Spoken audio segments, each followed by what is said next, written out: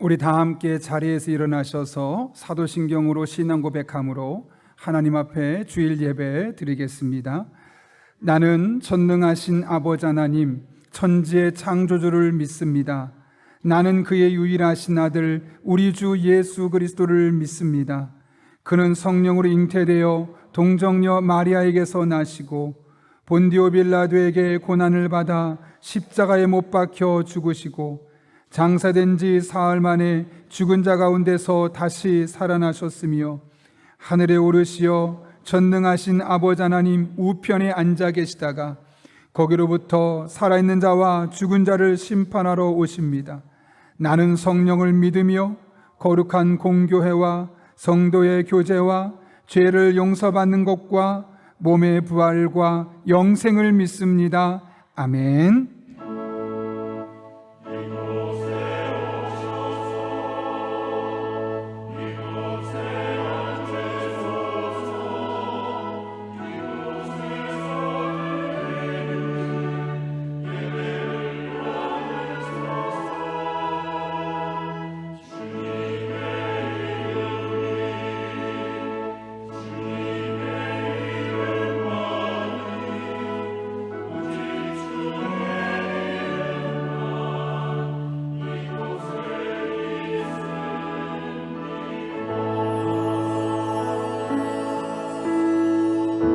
우리 예배를 받기에 합당하신 주님을 경배합시다.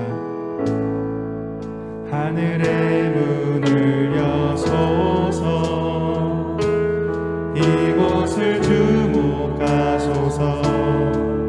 주를 향한 노래가 꺼지지 않으니 하늘을 열고 이곳에 임재하소서. 이곳에 임재하소서.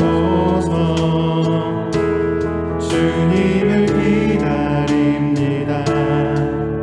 기도의 향기가 하늘에 닿으니 주여 임재하여 주소서. 이곳에 오셔서 이곳에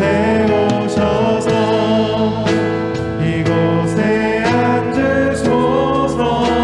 이곳에서 드리는 예배를 받으소서.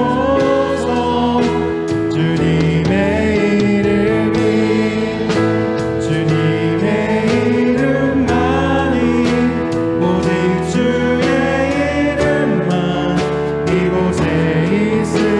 이곳에 오셔서 이곳에 오셔서 이곳에 앉으소서. 이곳에서 드리는 예배를 받으소서. 주님의 이름이 주님의 이름만이 오직 주의 이름만 이곳에 오직 주의 이름만 오직 주의 이름만 이곳에 있음. 오직 주의 이름만 오직 주의 이름만 이곳에 있습니다. 아멘. 다 함께 자리에 앉으셔서 우리를 크신 팔로 안아주시는 놀라우신 주님의 그 은혜를 기억하며 찬양하며 나가겠습니다.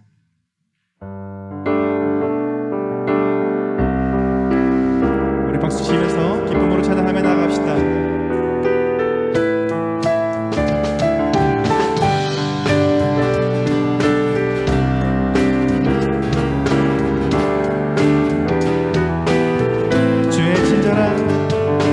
주의 친절한 발에 안기세 우리 맘이 평안하리니 항상 기쁘고 복이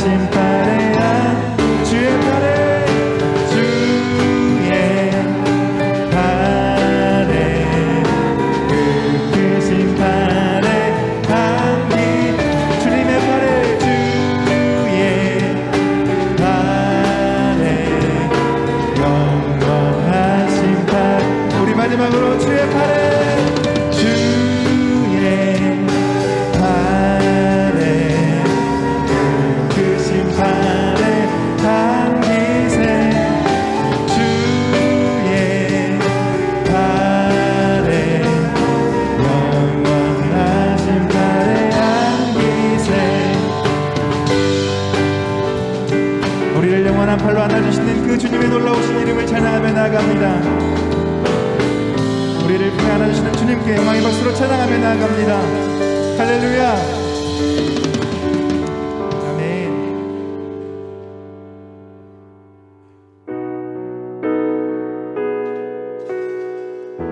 주는 평화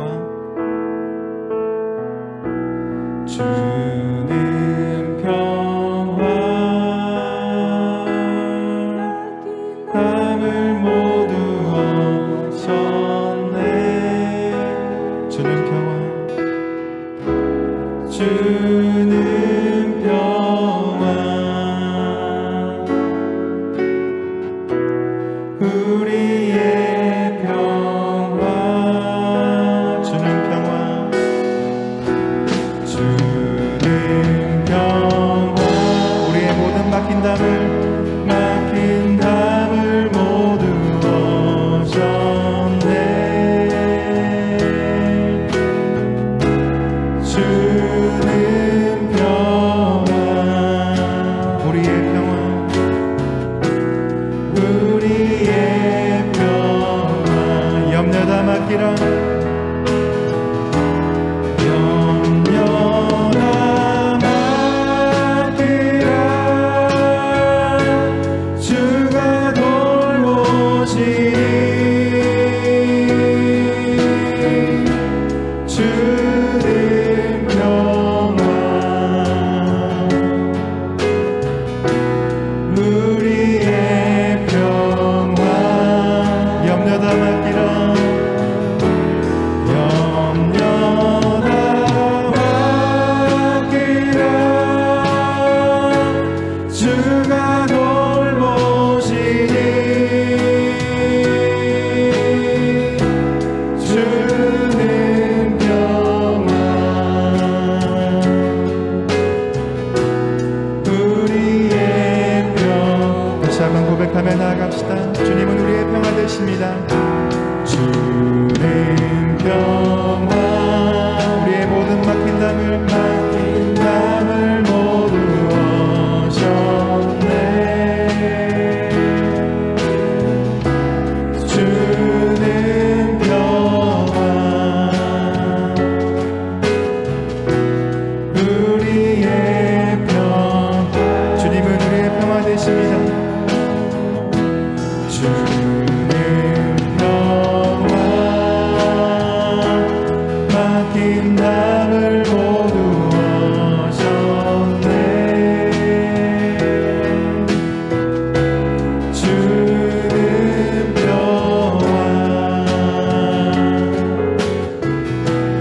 우리의 평화 우리의 모든 염려를 주님께 맡겨드립시다. 염려 다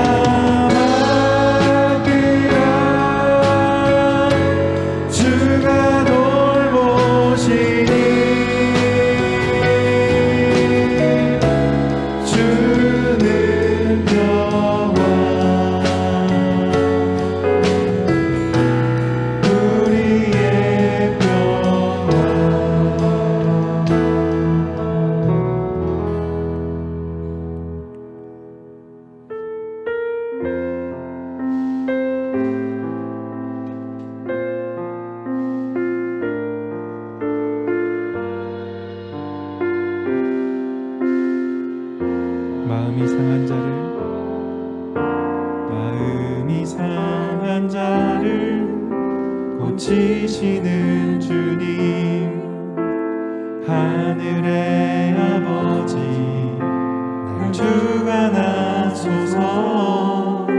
주의 길로 인도하사 자유케 하소서. 새 일을 행하사 분케 하소서. 다시 한번 고백합시다. 마음이 상한 자를 고치시는 주님, 하늘의 아버지 날 주관하소서. 주의 길로 인도하사 자유케 하소서. 새 일을 행하사 분케 하소서.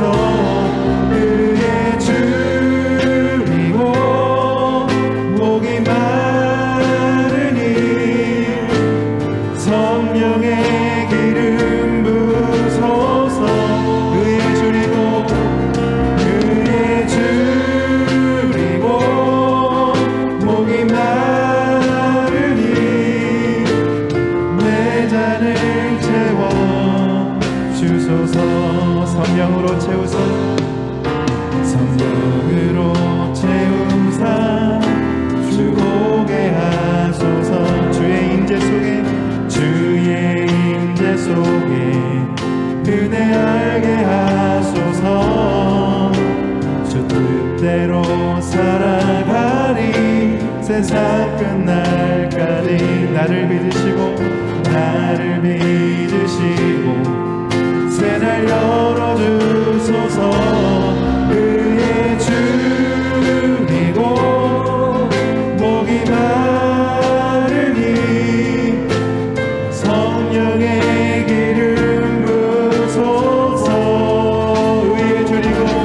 그의 줄이고 목이 마르니 내 잔을 채워 주소서. 의에 줄이고 우리가 주님을 향한 갈급함을 가지고 이 시간 나아갑니다. 성령의 기름 부소서. 의에 줄이고 목이 마르니 내 잔을. 우리 마지막으로 고백하며 의에 줄이고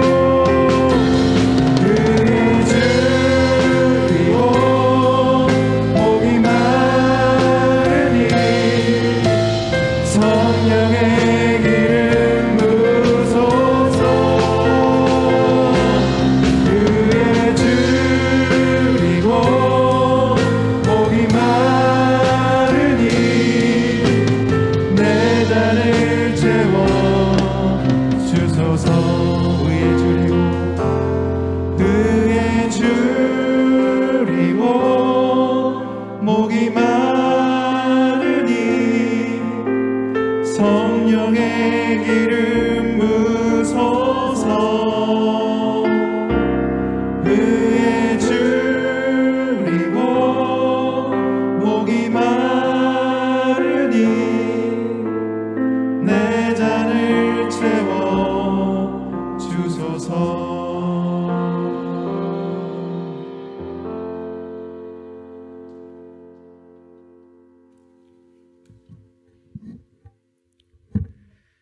우리의 길이요 진리요 생명이신 하나님 아버지, 감사와 찬양과 영광을 올려드립니다.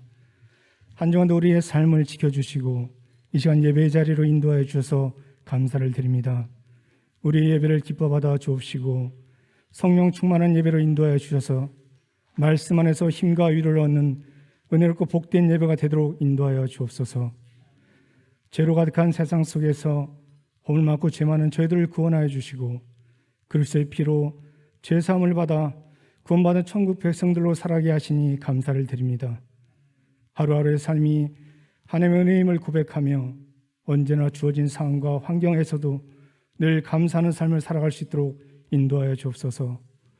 이제는 위드 코로나 시대를 살아가는 우리들에게 삶의 크고 작은 문제 앞에서 두려워하지 않도록 우리의 마음과 생각을 지켜주시고 말씀대로 약속한 말씀대로 역사하시며 이 땅에서 구원의 약속을 이루시는 그 신실하신 하나님이 오늘도 우리와 함께 하심을 기억하며 모두가 믿음으로 승리하는 삶을 살아가게 하여 주옵소서. 이 나라 이 민족을 사랑하시는 하나님 아버지, 이 나라를 국리로 여겨 주옵소서. 정치, 경제, 사회가 안정되게 하여 주시며 정치적인 이념을 떠나 진보와 보수가 하나 되게 하여 주시고 여와 야가 갈등과 분쟁이 아닌 화합과 협력으로 깨끗한 정치 문화를 세워가도록 저들에게 지혜를 허락하여 주옵소서.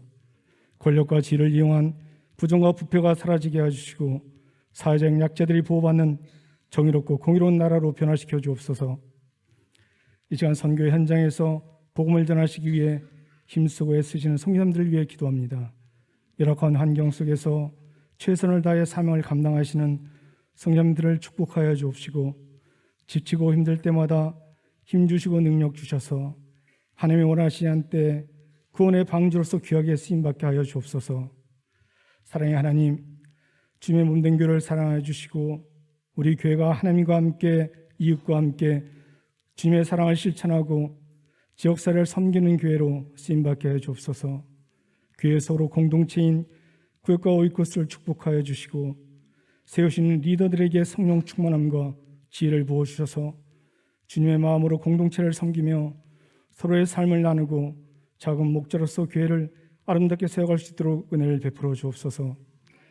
이 시간에도 원치 않은 질병과 상처로 또한 경제적 어려움 속에서 힘든 시간을 보내고 있는 성도들 기억하여 주시고 하나님의 도우심으로 그 모든 질병과 상처들이 치유되게 하여 주시며 경제적 어려움도 해결하여 주셔서 이 모든 것이 하나님의 은혜임을 고백하며 감사로 영광 올려드리게 하옵소서. 은혜와 사랑하신 하나님 아버지, 다음 세대인 우리 자녀들을 축복하여 주옵소서. 삶의 자리에서 하나님을 인격적으로 만나게 해주시고 자녀들이 바라고 소망하는 꿈들이 이루어 주셔서 복된 믿음의 자녀들로 살아가게 하여 주옵소서. 특별히 수능을 준비하는 우리 교회 수험생들과 취업을 준비하는 자녀들에게 지혜와 축복으로 함께하여 주셔서 자녀들의 진로와 취업의 길이 열려지게 하여 주시고 이 땅에서 하나님 나라를 위해 귀한 인재들로 쓰임받게 하여 주옵소서. 이 시간 말씀을 듣습니다. 말씀을 전하시기 위해 단위에 세우신 단임 목숨을 축복하여 주시고 영육의 강건함을 붙들어 주시며 가정에도 늘 평안으로 인도하여 주옵소서. 선포하시는 말씀보다 성령의 인도하심으로 권세 있고 능력 말씀이 선포되게 하여 주시며 말씀을 듣는 저희들에게는 그 말씀대로 결단하는 시간이 되게 인도하여 주옵소서. 교회를 섬기는 교육자분들 사이에도 동행하는 은혜를 부어주시고 가정에도 늘 평안을 허락하여 주옵소서. 정성으로 준비한 시온 찬양대의 찬양을 기뻐 받아 주옵시고 아름다운 찬양이 하나님의 영광을 드러내는 은혜로운 찬양이 되게 하여 주옵소서. 예배를 돕는 여러 손길 가운데도 하나님의 은혜와 축복이 함께 하시길 간절히 바라고 나오며 예수님 이름으로 기도합나이다. 아멘.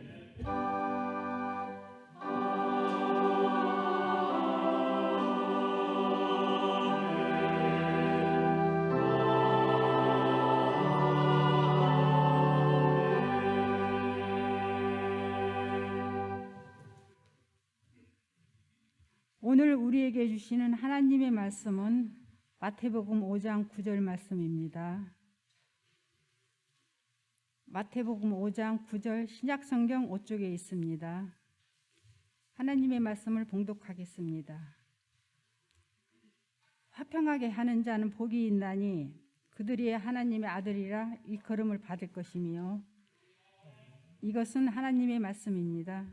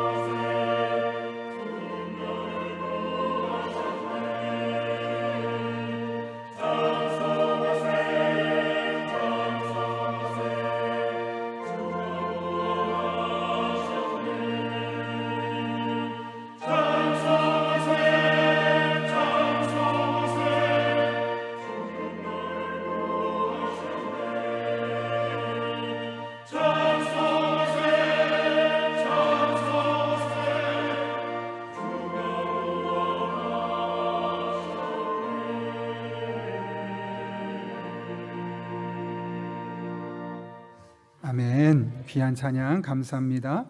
여러분 주보를 참고하실 때 귀의 소식 전하겠습니다. 우리에게 방문하신 모든 분들 주님의 이름으로 환영합니다. 등록 원하시는 분 말씀하시면 저희가 친절하게 도와드리겠습니다. 말씀과 함께 철로 역정 계속 진행 중에 있는데요. 사무엘상 말씀 계속 잘 따라와 주시기를 부탁드립니다. 코로나19 관련해서 예배가 2주 동안 더 연장이 되었습니다. 그래서 2주 동안 동일하게 예배를 드리는데요. 특별히 그런 가운데 예배 차량 신청하실 때 주일 차량이 운행하시기 필요하신 분들은 미리 체크해 주시고 알려주시기를 부탁드립니다.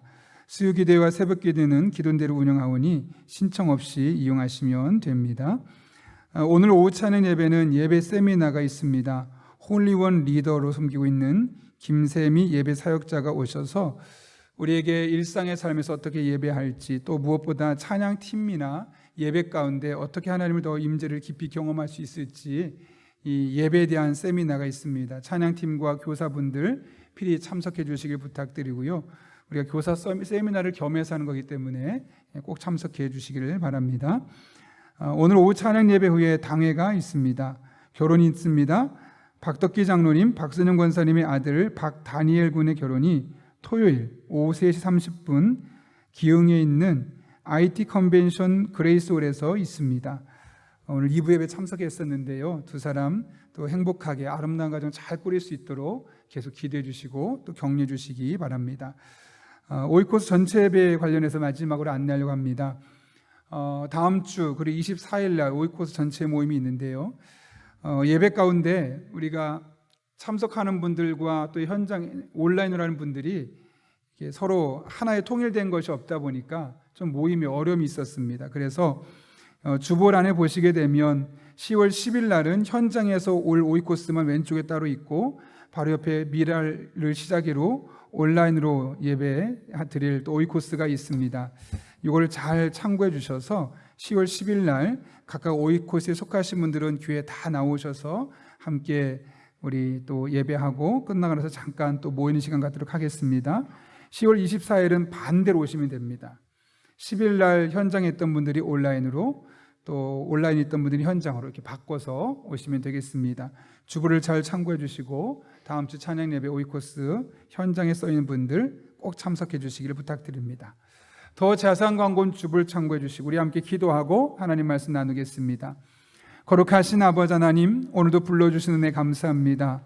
우리의 마음의 문을 활짝 열어주시고 하나님의 말씀에 신비에 새겨지고 우리의 삶의 동력이 되어지는 복된 시간 되게 하여 주옵소서. 이 시간도 함께 할 줄로 믿사오며 예수님의 이름으로 기도하옵나이다. 아멘. 우리 한번 앞뒤 좌우에 있는 분에게 이렇게 영어 인사하려고 합니다. 하나님 당신을 축복합니다는 뜻인데 God bless you 이렇게 3분 이상 인사하겠습니다.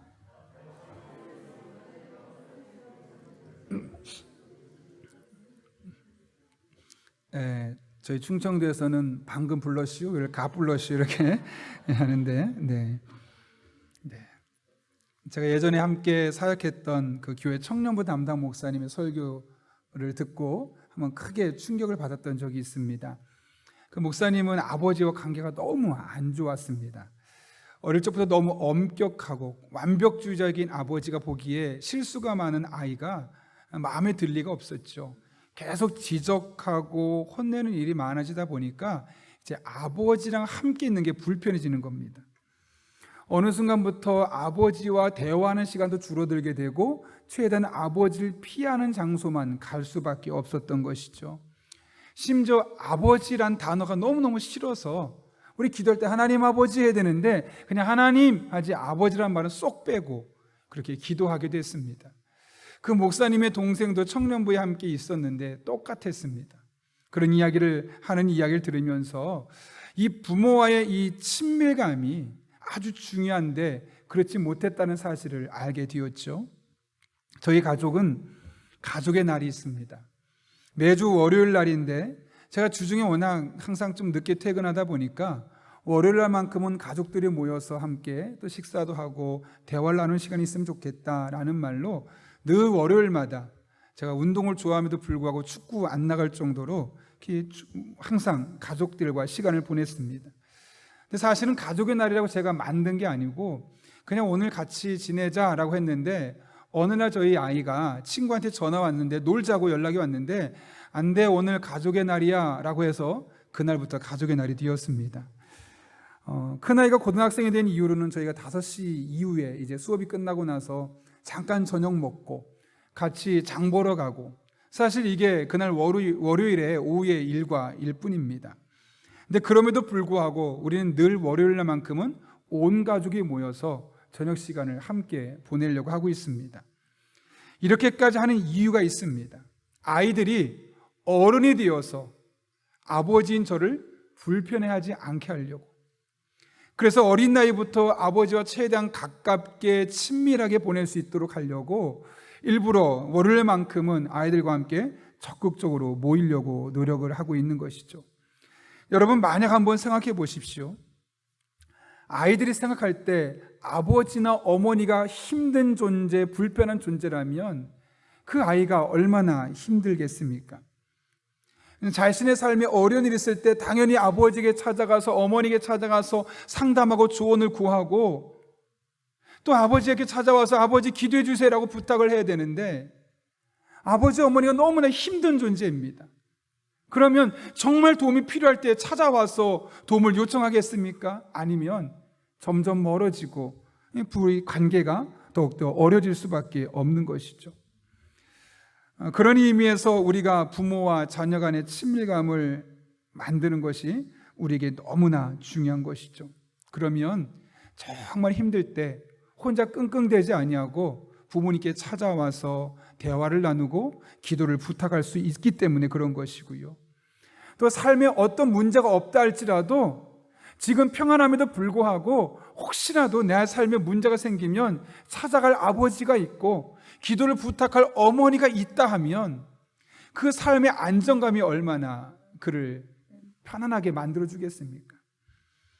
그런 의미에서 우리에게 있어서 부모와 자녀 간의 이 친밀감이 너무나 중요하다고 생각했기 때문에 저는 지금도 계속해서 월요일날만큼은 아이들과 함께 시간을 보내고 있고, 또 아이들이 나이가 더 들어서도 계속 그렇게 보낼 계획을 갖고 있습니다.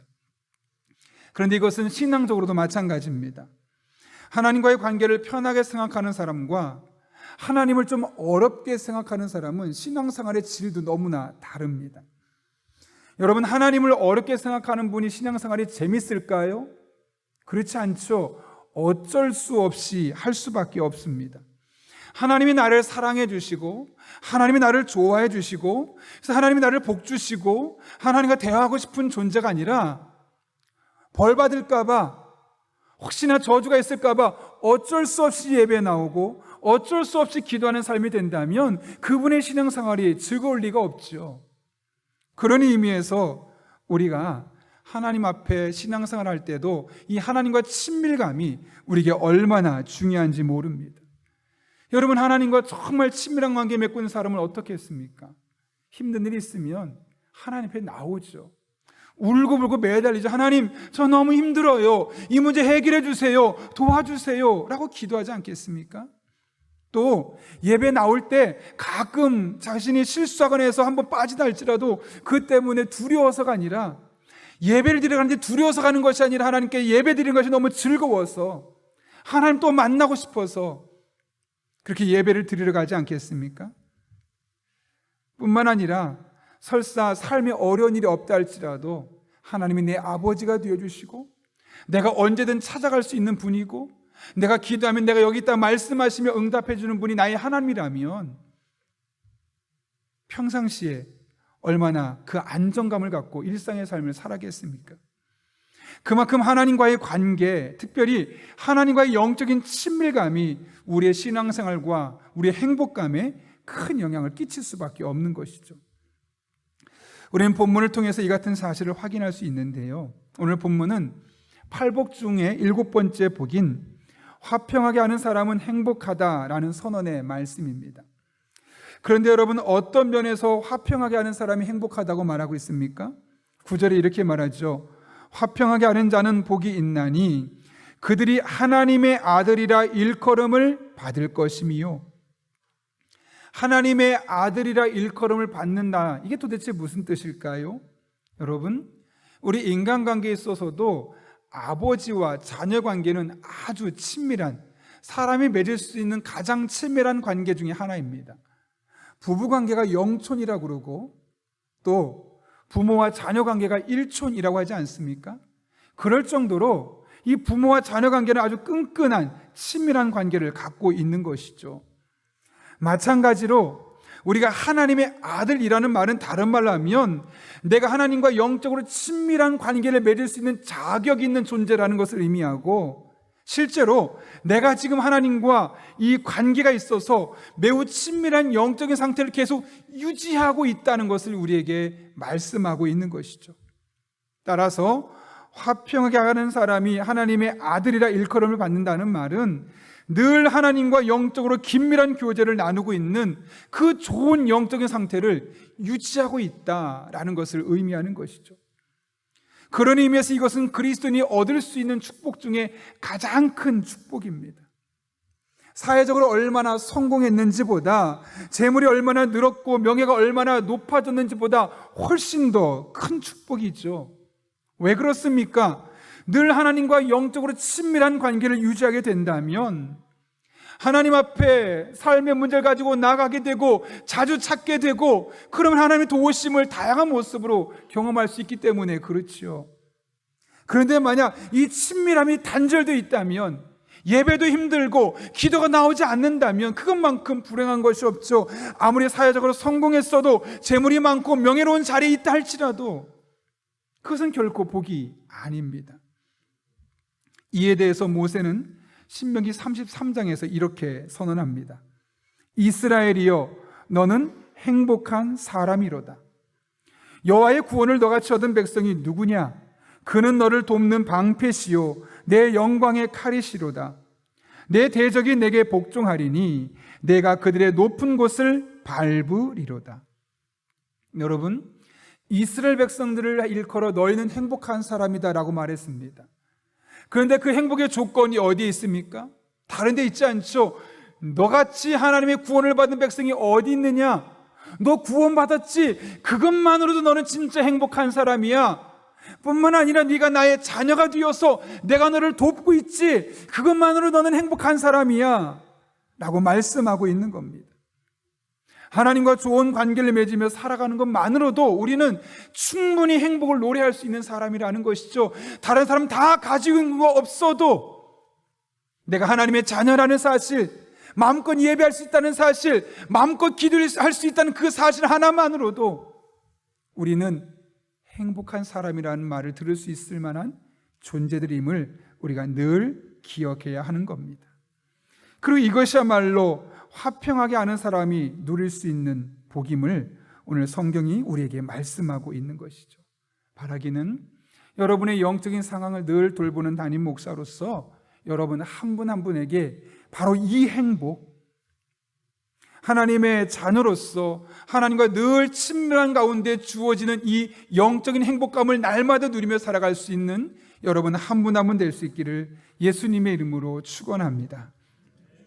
이것은 화평하게 하는 사람에게 주어진 약속입니다. 그렇다면 여러분, 어떻게 하는 것이 화평하게 하는 것일까요? 오늘 본문 9절에 이렇게 기록되어 있죠. 화평하게 하는 자는 복이 있나니. 여기 화평하게 하는 자라는 말을 보게 되면 에이레노 포이오이라는 단어가 쓰여 있습니다. 근데 이 단어는 이 두 개 단어가 합쳐진 건데요. 하나는 에이레네라는 평화를 뜻하는 에이레네라는 단어와 만들다라는 뜻하는 포이에오, 이 두 개 단어가 합쳐진 겁니다. 그래서 화평하게 한다라는 말은 다른 말로 하면 평화를 만들어내는 사람이다라는 의미를 갖고 있는 것이죠. 그런데 여기서 한 가지 기억할 것은 그냥 나는 평화론자야, 평화를 좋아해, 평화를 선호하는 사람이야 정도가 아니고요. 그리고 현재 있는 평화를 지켜내는 정도가 아니고요. 오히려 평화가 파괴되어 있는 곳, 평화가 무너진 곳을 적극적으로 평화로 만들어가는 사람을 일컬어 화평하게 하는 자라고 말하고 있다는 것이죠. 중요한 것은 이 말을 들었을 때 독자들의 반응입니다. 여러분, 마태복음의 1차적인 독자는 유대적인 사고를 갖고 있었던 사람들입니다. 그래서 그들은 화평, 혹은 평화라는 말을 들으면 가장 먼저 떠오르는 단어가 샬롬이라는 히브리어 단어입니다. 여러분, 히브리어 단어 샬롬은 뜻은 온전하다는 의미인데요, 첫 번째로는 하나님과 사람 사이가 온전해지는 것, 또 사람과 사람 사이 인간관계가 온전해지는 것을 일컬어 샬롬, 평화의 상태라고 말하고 있습니다. 따라서 오늘 본문에서 말하는 화평하게 만들어가는 사람이라는 뜻은 어떤 뜻을 갖고 있냐면, 첫 번째로는 관계가 깨어져 있고 평화가 깨어져 있는 하나님과 다른 사람들 사이의 관계를 평화롭게 만들어가는 것, 두 번째로는 사람들 사이에 깨어진 평화의 관계를 다시 평화롭게 만들어가는 것, 이것이 바로 화평케 하는 것이고, 그런 일들을 삶으로 감당해내는 사람이야말로 화평하게 하는 사람, 그런 사람이 하나님이 약속하신 은혜와 축복을 받아 누릴 수 있다는 것이죠. 오늘 그 중에 우리는 첫 번째 말씀만 나누려고 합니다. 우리가 이 세상을 살아가면서 화평을 만들며 살기 위해서는 첫 번째로 하나님과 사람 사이에 화평을 만들어가는 삶을 살아야 합니다. 사실 그런데 이 일은 우리가 할 수 있는 일이 아니죠. 그래서 예수님께서 이미 2000년 전에 십자가에서 못 박혀 죽으시면서 이 일을 해놓으셨습니다. 이에 대해 사도 바울은 고린도후서 5장 19절에서 이렇게 선언합니다. 이 모든 것은 하나님에게서 났습니다. 하나님께서는 그리스도를 내세우셔서 우리를 자기와 화해하게 하시고 또 우리에게 화해의 직분을 맡겨주셨습니다. 곧 하나님께서 사람들의 죄가를 따지지 않으시고 화해의 말씀을 우리에게 맡겨주심으로써 세상을 그리스도 안에서 자기와 화해하게 하신 것입니다. 고린도후서 말씀은 화해라는 말을 썼지만 오늘 마태복음 말씀으로 바꾸면 화평, 평화라는 말로 바꿀 수 있을 겁니다. 이게 무슨 말일까요? 예수님께서 2000년 전에 십자가에서 못 박혀 죽으심으로 인해서 하나님과 사람 사이에 화평해질 수 있는 그 회복의 길을 열어놓으셨다는 것이죠. 문제는 사람들이 이 사실을 제대로 알고 있지 못하다는 겁니다. 그래서 예수님 없이도 잘 살 수 있다고 말하고 굳이 교회 다니지 않아도 신앙생활을 하지 않아도 나는 만족하며 살 수 있다고 착각하며 살아갑니다. 그런데 성경은 그렇지 않다고 말하죠. 사도 바울은 에베소서 2장에서 이렇게 하나님과 회복되지 않은, 평화롭지 않은 관계 속에 있는 사람들을 일컬어 허물과 죄로 인해 영적으로 죽은 자들이다 라고 말합니다. 또 허물과 죄 가운데서 이 세상의 풍조를 따라 살고 있고 공중의 권세를 잡고 있는 악한 영 사단을 따라 살고 있다라고 선언하며 그들의 삶의 태도를 일컬어 이렇게 표현하죠. 육신의 정욕대로 살고 육신과 마음이 원하는 대로, 즉 본능대로 살아가고 있다라고 이야기하고 있습니다. 그리고 예수님은 그런 이들을 일컬어 잃어버린 자라고 말하고 본인이 오신 목적을 그 잃어버린 자를 찾아서 구원하시기 위함임을 분명하게 말씀하고 있는 것이죠. 이렇게 놀란 은혜가 담겨 있음에도 불구하고 문제는 그 소식을 그들이 제대로 알고 있지 못하고 들을 수 없다는 데 있는 겁니다. 그래서 하나님께서 우리를 부르셨습니다. 먼저 하나님과 화목하게 한 다음에 그 화목하게 된 것을 화목하지 못한 사람들을 하나님과 화목하게 만들어주는 역할을 감당하기 위해서 우리를 먼저 하나님께서 부르신 것이죠. 그래서 우리는 이 땅을 살아가면서 하나님과 화목하지 않은 사람들에게 하나님과 화목할 수 있는 방법을 가르쳐주고 그것이 바로 예수밖에 없음을 알리는 일을 해야만 하는 것입니다. 구체적으로는 복음을 전하는 것이고 전도하는 것이 바로 이와 같은 역할을 감당하는 것임을 오늘 성경은 우리에게 말씀하고 있죠. 이에 대해서 사도 바울은 로마서 10장에서 이렇게 선언합니다. 주님의 이름을 부르는 사람은 누구든지 구원을 얻을 것입니다.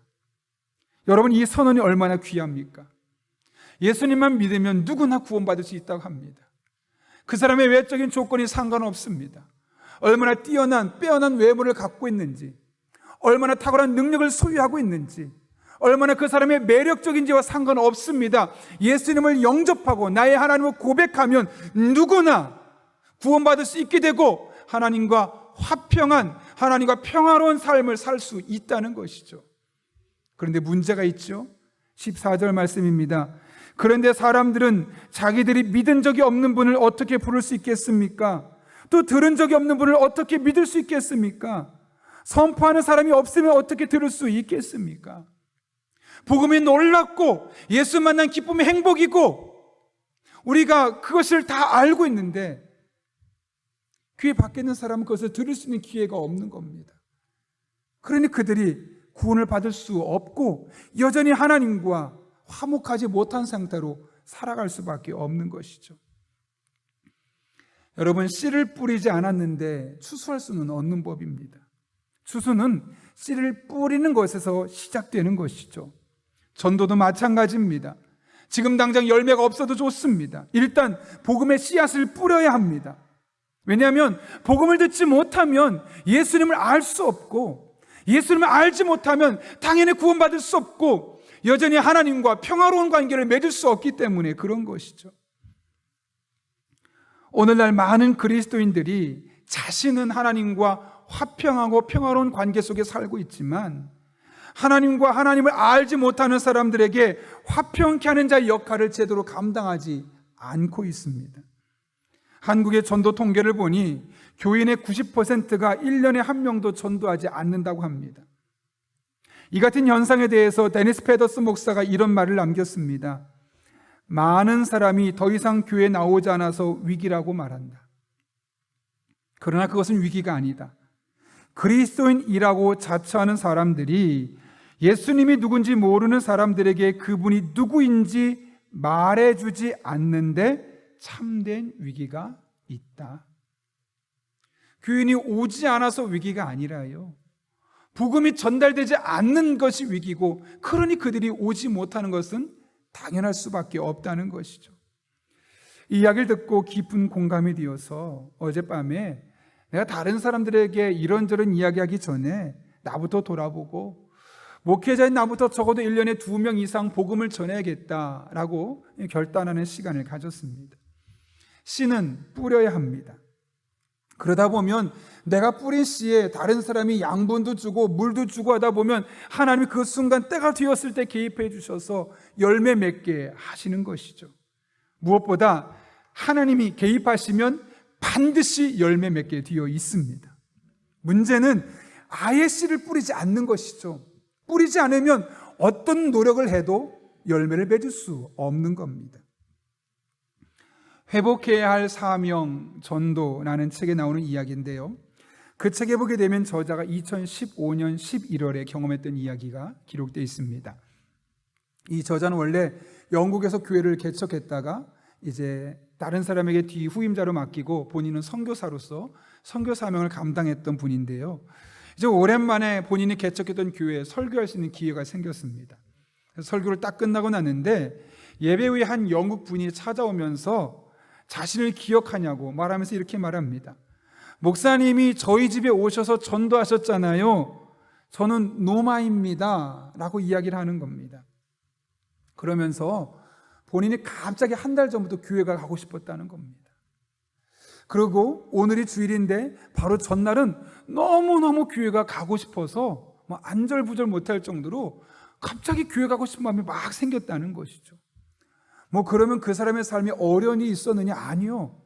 그냥 어려운 일 없이 그냥 평범하게 일상을 살고 있는데 한 달 전부터 갑자기 막 교회 가고 싶고 토요일 날은 막 더더욱더 마음에 그런 간절한 마음이 생겨서 마치 새가 자석에 이끌리듯이 자기도 모르게 그냥 이끌려서 교회에 오게 되었다는 것이죠. 근데 그러면서 걱정이 사실 많았다고 합니다. 왜냐하면 이 교회 아는 사람이 아무도 없죠. 성경책도 없는데 성경을 찾으라면 찾을 수도 없고 찬송가도 모르고 그러다 보니 예배 또 순서에 어떤 순서가 있는지 아무것도 모르니까 두려움이 있는 겁니다. 긴장됨이 있는 겁니다. 근데 딱 왔는데 설교하는 목사님이 본인이 아는 목사인 겁니다. 마음에 왠지 안정감이 생기기 시작하면서 그 예배 가운데 마음의 편안함, 그러면서 예배를 계속 드리고 싶다. 오늘 하루가 아니라 매주 나와서 예배를 드리고 싶다는 마음이 그의 마음이 생기게 되었던 겁니다. 그리고 나서 이제 교회에서 마침 그날 식사를 할 수 있는 기회가 있었는데요. 식사를 마친 후에 그 교회 담임 목사님과 소개시켜주고 그 자리에서 등록을 하고 몇 주 뒤에 그녀가 복음을 받아들이고 예수님을 영접하게 되었다는 겁니다. 그리고 2016년 1년 뒤죠. 2월 21일에 세례를 받고 새로운 성도로서 삶을 시작했다는 겁니다. 이렇게만 보면 누구나 그럴 수 있지라고 생각하지만 그 이면에 반전이 있습니다. 이 저자 목사님이 노마라는 그 영국인 여성에게 집에 가서 전도했던 것은 무려 17년 전의 이야기였기 때문에 그렇습니다. 그러니까 17년 전에 예수님 믿으라고 복음을 전하고 17년 동안 만나지 못했던 겁니다. 그래서 그 17년 동안 잠잠했지만 17년이 되는 이 시점에 마침내 결실이 있었던 것이죠. 씨를 뿌렸더니 그 열매가 맺혀지게 되었던 겁니다. 여러분 생각해 보십시오. 그 지역의 교회가 8개가 있었다고 합니다. 그런데 그 8개 교회 중에 7개 교회는 다 건물이 번듯하게 있고 이 여성분이 왔던 교회는 그냥 초등학교 강당에 사는 거죠. 여러분 교회를 처음 가는 사람이 대부분 어떤 교회를 갈까요? 큰 교회, 내가 익명성이 보장되고 내가 왔다 가는지도 모를 만한 그런 대형 교회 가지 않겠습니까? 그런데 그녀가 간 곳은 그런 곳이 아니라 그 중에 가장 작고 시설인도 가장 열악한 곳으로 갔던 것이죠. 더군다나 하필이면 마침 17년 전에 본인한테 복음을 전했던 그 목사님이 설교하는 그 시간에 갔다는 것, 놀라지도 않으시는군요. 놀랄 수밖에 없는 상황입니다. 짜 맞추려고 해도 어떻게 맞출 수가 없는 상황입니다. 여러분 이것이 어떻게 가능했을까요? 17년 전에 이 저자 목사님이 씨를 뿌렸기 때문에 그렇습니다. 그 17년 동안 아무 일도 없었지만 아마 중간중간에 누군가가 물을 주었을 겁니다. 누군가가 양분을 주었을 겁니다. 교회 가자고 예수 믿자고 한마디 한마디 던졌던 것이 17년째 되는 그날 마침 그곳에서 열매를 맺게 되었던 것이죠. 여러분 이 사실을 잊지 마십시오. 한 번 뿌려진 복음의 씨앗은 결코 죽지 않습니다. 결코 사라지지 않습니다. 17년이 되어도 응답됩니다. 20년이 되어도 살아 있습니다. 30년이 되어도 마침내 열매를 맺게 되어 있습니다. 우리가 뿌리면 열매 맺게 하시는 분은 하나님이시기 때문에 그런 것이죠. 그런가 하면 그 책에 이런 내용도 있습니다. 이 저자가 1983년 7월 1일에 강화도로 1박 2일로 이제 무전 비전 트립, 이게 뭐냐면 돈 한 푼 없이 선교여행, 전도여행을 떠난 겁니다. 이렇게 했던 이유가 뭐냐면 청년들을 불러놓고 15주 동안 성경 공부를 하고, 근데 우리는 그리스도의 군사다, 마지막 프로그램으로 1박 2일 동안 우리가 그 한 지역에 가서 강화도에 가서 아무런 돈 없이 전도하자 해서 돈 다 모아서 뒤에 놔두고 봉고차에 12인승에 기름 가득 채우고 이제 갔다 오려고 출발하게 되었던 것이죠. 그러다 마침 한 집에 들어가게 되었는데요, 한 젊은 여성분이 있는 겁니다. 알고 봤더니 그녀가 이단에 깊이 빠져 있습니다.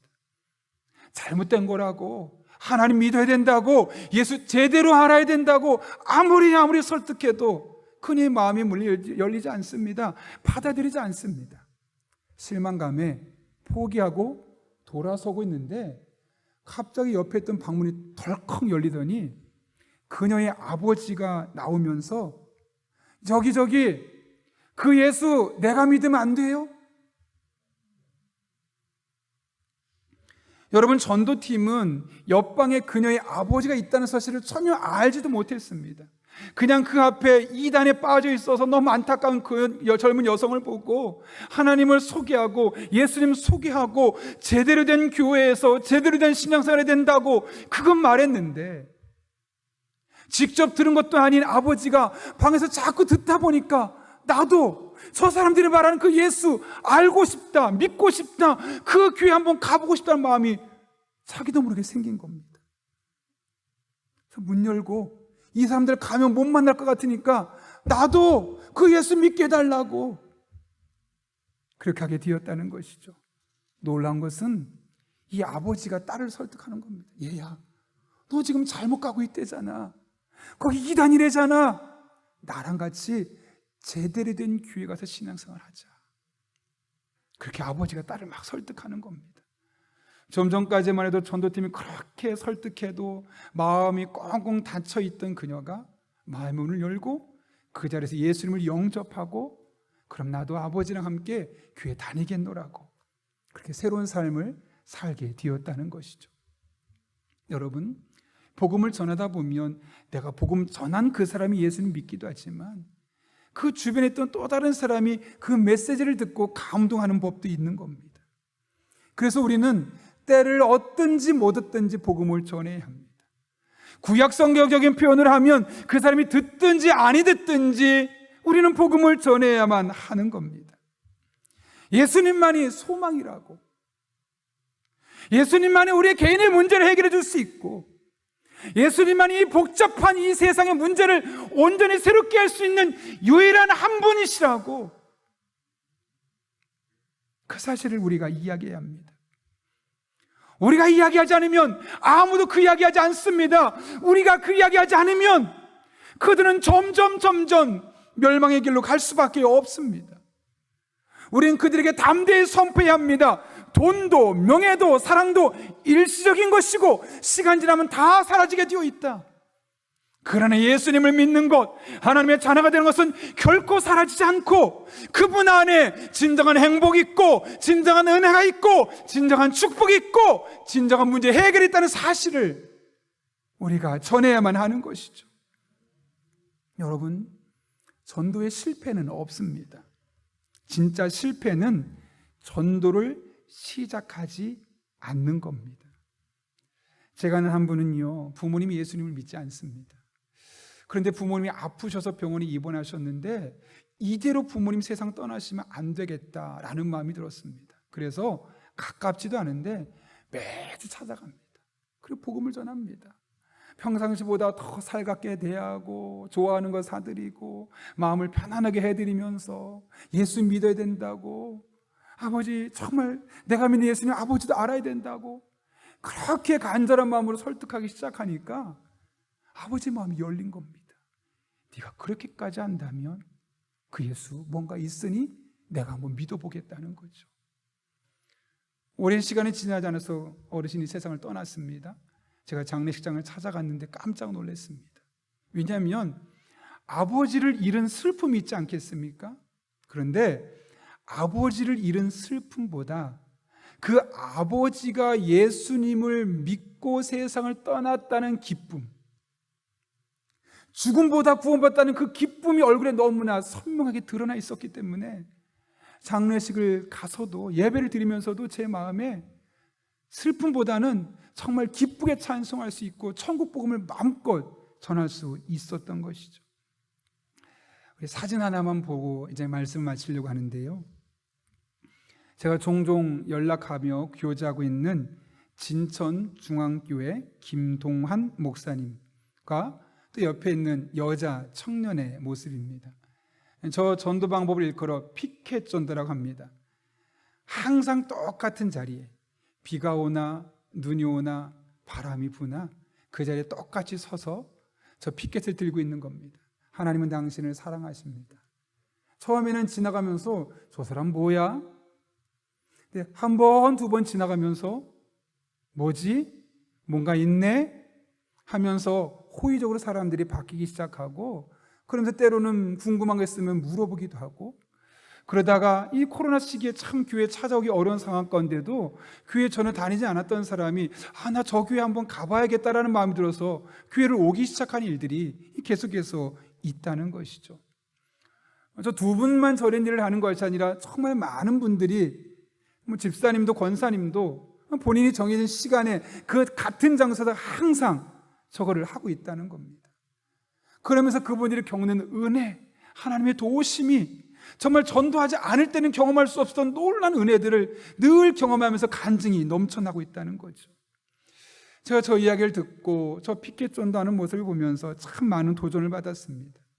물론 우리 지역에서 똑같이 할 수 있겠느냐라는 부분은 차치하고서라도 저도 교회가 한 영혼의 구원을 위해서 저렇게 늘 매번 씨를 뿌리겠다는 사실이 감동이 되었고, 교회답다, 교인답다 라는 생각을 할 수밖에 없었던 것이죠. 여러분, 우리가 이 세상에 존재하는 분명한 이유가 있습니다. 그것은 화평케 하는 사람, 하나님과 화평하지 않은 사람들에게 화평을 만들라고 우리를 이 땅에 하나님께서 보내셨습니다. 그래서 먼저 우리를 구원하셨고, 먼저 하나님과 화평한 사람으로 만들어 주신 것이죠. 그래서 우리가 이제는 그 화평한 가운데 만났던 하나님의 은혜, 예수님을 만나면서 예수님 안에 신앙생활을 겪었던 그 수많은 간증들을 이제 다른 사람에게 말하는 겁니다. 예수 믿는 즐거움, 행복, 기쁨을 말하는 겁니다. 우리가 아는 만큼이라도 예수님이 어떤 분인지 전해야 합니다. 그러면 우리가 이렇게 씨를 뿌리면 하나님 반드시 역사하실 것입니다. 지금 당장은 아닐지라도 하나님께서 반드시 그들의 삶에 개입해 주셔서 우리로 하여금 화평케 하는 자들에만 경험할 수 있는 이 놀라운 행복감을 맛보게 하실 것입니다. 우리에게 모든 성도님들이 화평케 하는 자가 누리는 이 진정한 행복을, 복음을 전하고 씨를 뿌리는 과정을 통해 날마다 순간마다 경험할 수 있기를 예수님의 이름으로 축원합니다. 우리 함께 1분 정도 기도하면 좋겠는데요, 오늘 말씀을 기억하며 함께 기도하겠습니다. 여러분, 하나님께서 우리를 먼저 부르신 것, 먼저 하나님과 화평하게 하신 것은 아직도 하나님과 화평하지 못한 자들에게 복음을 전하라고, 내가 그렇게 화평하게 된 결과 누리고 있는 행복감과 만족감과 은혜를 전하라고 우리를 먼저 부르신 것입니다. 우리는 그 복음의 씨앗을 뿌려야 합니다. 뿌리면 한 달 뒤에 될 수도 있고, 1년 뒤에 될 수도 있고, 17년 뒤에 될 수도 있고, 20년 뒤에 될 수 있고, 하나님 반드시 그 뿌린 씨가 그대로 썩지 아니하고 열매 맺게 하십니다. 우리가 그렇게 복음의 씨앗을 뿌릴 수 있게 달라고 지금 가장 먼저 생각나는 그 사람에게 내가 복음을 전할 수 있게 해주시고, 그 사람의 마음의 문을 열어주셔서 함께 예수님 믿게 되는 놀라운 은혜가 있게 달라고 이 시간 하나님의 도우심을 구하며 1분 정도입니다. 간절한 마음으로 기도합니다. 거룩하신 아버지 하나님, 오늘도 우리를 주님 전에 불러주셔서 하나님 앞에 함께 기도할 수 있게 하시는 은혜 진심으로 감사를 드립니다. 하나님만 바라봅니다. 의지합니다. 신실하신 하나님께서 우리 성도 한 분 한 분의 삶 가운데 친히 동행하여 주셔서 아버지 하나님, 우리를 먼저 화평하게 만들어 주셨는데 아직 하나님과 화평하지 않은 사람들에게 화평하게 하는 사람으로서 쓰임받을 수 있도록 은혜를 더하여 주옵소서. 이를 위해 예수님 믿고 나서 겪었던 즐거움, 행복, 만족감들을 우리가 적극적으로 전하며 복음의 씨앗을 뿌리게 도와주시고, 그렇게 씨앗을 뿌린 곳에 다른 사람이 물을 뿌리고 또한 영양분을 뿌리게 도와주셔서 어디서든 그 사람이 예수님을 영접하고 하나님의 자녀되는 놀라운 은혜가 임할 수 있도록 주님이 역사하여 주옵소서. 우리가 하나님의 미랄로서 그 복음의 씨앗을 날마다 뿌리며 살아가길 원합니다. 하나님 그 연장마다 친히 함께 해주셔서 복음의 문이 열려지게 도와주시고, 마음의 문이 열려지게 도와주시고, 함께 예수님을 영접하게 도와주시고, 남은 한평생 예수님을 믿고 행복하며 살아갈 수 있는 복된 삶이 될 수 있도록 주님 은혜를 더하여 주옵소서. 그것이 우리의 배우자가 되게 하시고, 우리의 자녀가 되게 하시고, 우리의 부모님이 되게 하시고, 우리의 친구가 되게 하시고, 직장 동료가 되게 하시고, 옆집에 사는 이웃이 될 수 있도록 주님 은혜를 더하여 주옵소서. 하나님만 바라보며 의지합니다. 주님 인도하여 주옵소서.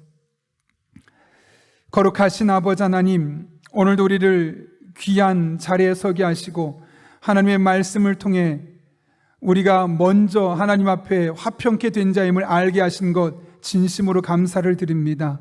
그러나 만족함으로 끝나지 않게 하시고 아직 화평하지 않은 사람들 하나님께로 화평하게 만드는 귀한 직분을 감당하는, 그렇게 복음의 씨앗을 뿌리는 주의 종들 되게 하여 주옵소서.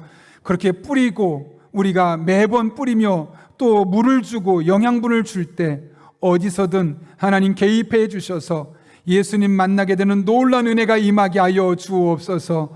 함께 하실 간절히 바라오며 예수님의 이름으로 기도하옵나이다. 아멘. 우리 함께 이 시간 봉헌 찬송하기 전에 제가 잠깐 한번 빠뜨린 게 있는데요, 우리 오이코스에 섬기고 있는 태국 국가 얘기도 되죠. 우리 공연옥 선교사님께서 예배 함께 참석하셨는데 또 곧 이제 태국으로 들어가셔야 됩니다. 우리 선교사님 건강을 위해서, 사역을 위해서 한번 박수로 축복하며 맞이하겠습니다.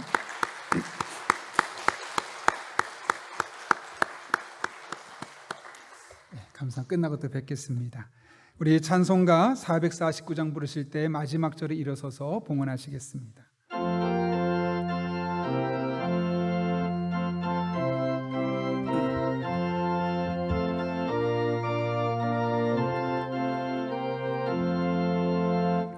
예수 따라가며 복음 순종하면 우리 행할 길 환하겠네. 주를 의지하며 순종하는 자를 주가 늘 함께 하시리라. 의지하고 순종하는 길은 예수 안에 즐겁고 복된 길이로다. 해를 당하거나 우리 고생할 때 주가 위로해 주시겠네. 주를 의지하며 순종하는 자를 주가 안위해 주시리라. 의지하고 순종하는 길은 예수 안에 즐겁고 복된 길이로다. 남의 짐을 지고 슬픔 위로하면 주가 상급을 주시겠네.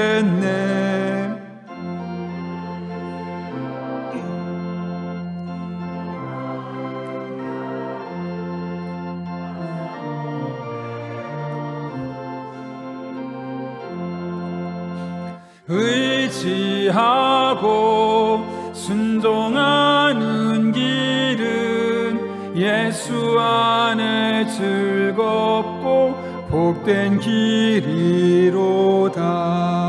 우리 받은 것을 주께 다 드리면 우리 기쁨이 넘치겠네. 주를 의지하며 순종하는 자를 은혜 풍성케 하시리라.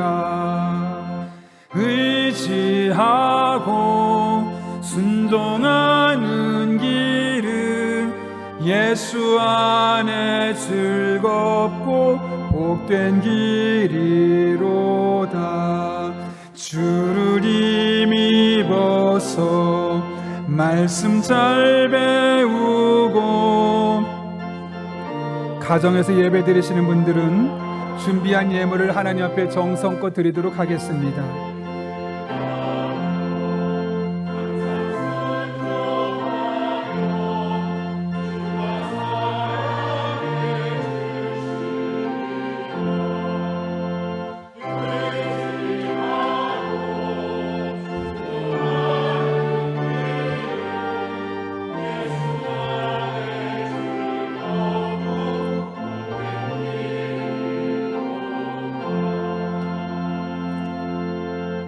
거룩하신 아버지 하나님, 우리를, 아무 자격 없는 우리를 먼저 사랑해 주셔서 하나님과 화목한 하나님의 자녀들로 삼아주시고 그 믿음으로 우리 일상 속에 해를 당하거나 고생당할 때가 있지만 그님께서 우리를 위로해 주시고 주님을 의지할 때 복된 길로 인도해 주셔서 지난 한 주간도 믿음으로 잘 살아나게 하시고 오늘 이렇게 주님 앞에 나와 예배하게 하신 은혜 진심으로 감사를 드립니다.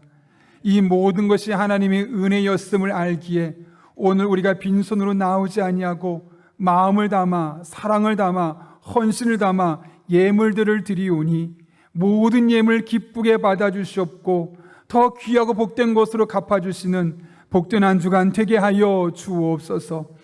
우리 성도들의 피와 땀이 담겨있는 예물이오니 하나님, 단 한 푼도 허투루 쓰여지지 아니하도록 우리에게 영적인 지혜와 분별력을 더하여 주시고 특별히 하나님 아버지의 마음을 시원케 하는 일에만 온전히 사용할 수 있도록 주님 선한 길로 인도하여 주옵소서.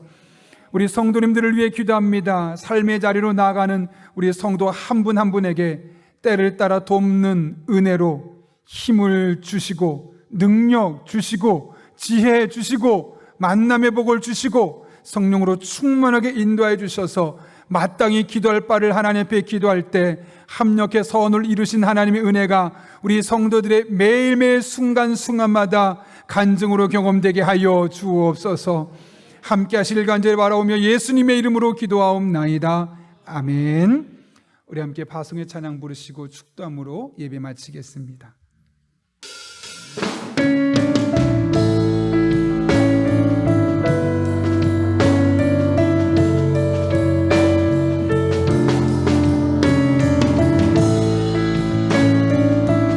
교회 되신 여러분, 믿음으로 고백하며 함께 찬양하겠습니다. 교회여 일어나라, 주께서 부르시니 두려움과 실패 내려놓고 다시 한 번 더 고백합니다. 교회여 일어나라, 교회여 일어나라, 주께서 보내시니 우릴 부르신 삶의 자리에서 교회여 일어나라. 우리 세상의 빛 하나님의 편지 주의 교회를 통해 우릴 또 세상이 주를 보리라. 일어나라 아버지 사랑으로, 아버지 능력으로 서로 하나 되어 그 빛을 비추라. 노래하라 아버지의 사랑을, 아버지의 크심을 이 삶의 노래로 주님을 나타내. 일어나라, 일어나라 아버지 사랑으로, 아버지 능력으로 서로 하나 되어 그 빛을 비추라. 노래하라 아버지의 사랑을, 아버지의 크심을 이 삶의 노래로 주님을 나타내라. 일어나라.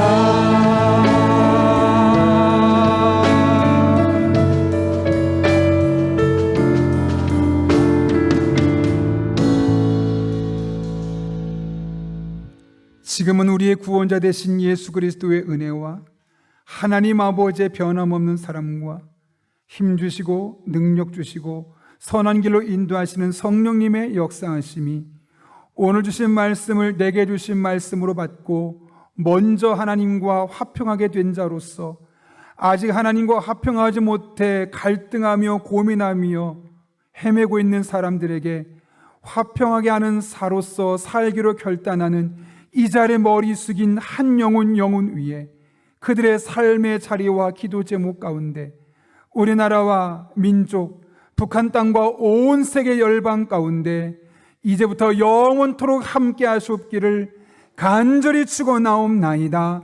아멘.